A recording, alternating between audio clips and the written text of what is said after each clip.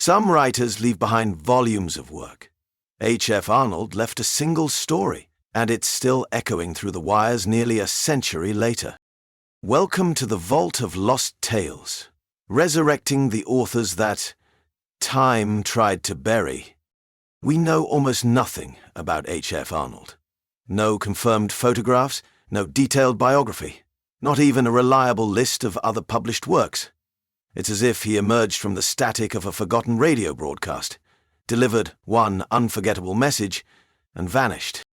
But in 1926, Arnold submitted a story to Weird Tales that left editors stunned and readers unsettled. That story was The Night Wire, a tale of creeping dread, fog-drenched cities, and voices from nowhere. It struck a nerve with readers of the Jazz Age, who were just beginning to grasp the power and eeriness of wireless communication. The story became one of the magazine's most reprinted and talked about tales. And just like the transmission at its center, the Night Wire seemed to come from somewhere just out of reach, a whisper from the void, sent by a man who disappeared into it. At its core, the Night Wire is a deceptively simple story. Two late-night telegraph operators begin receiving frantic messages from a distant city swallowed by fog. The reports grow stranger. Panic in the streets, monstrous sightings, chaos. And then, silence. There's no climax, no monster reveal, no final twist that wraps it all up. The horror is never explained, and that's what makes it unforgettable. In 1926, when the story first appeared, radio and wire services were still relatively new, cutting edge but eerie.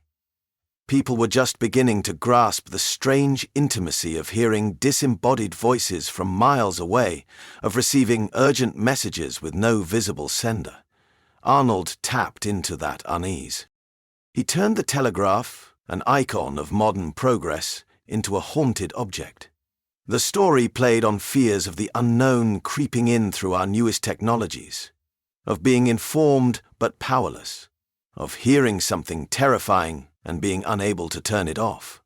Its brilliance lies in what it withholds: the slow drip of dread, the unanswered questions, the sense that the fog isn't just outside, it's coming for you next. It's horror not through spectacle, but through suggestion. And in doing so, the Night Wire became a template for subtle, psychological horror for decades to come.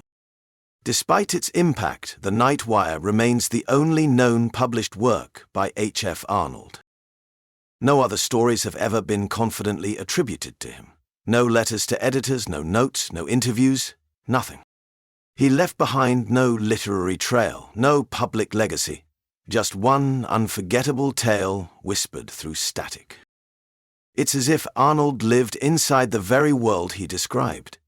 A voice that broke through the silence, delivered something chilling and unforgettable, and then disappeared, leaving only questions behind.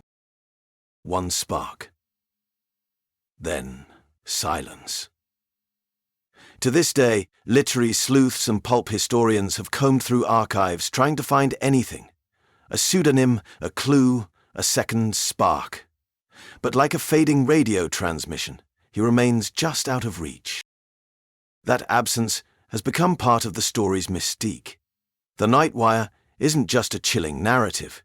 It's a haunting artifact from a phantom writer. And in that way, Arnold didn't just write about vanishing cities in the fog. He became one. And yet, H.F. Arnold's influence endures. Despite being a one-story wonder, The Night Wire continues to ripple through horror and speculative fiction like a signal that never quite fades. It has been adapted for old-time radio, modern podcasts, short films, YouTube dramatizations, you name it. And not just retold, but revered.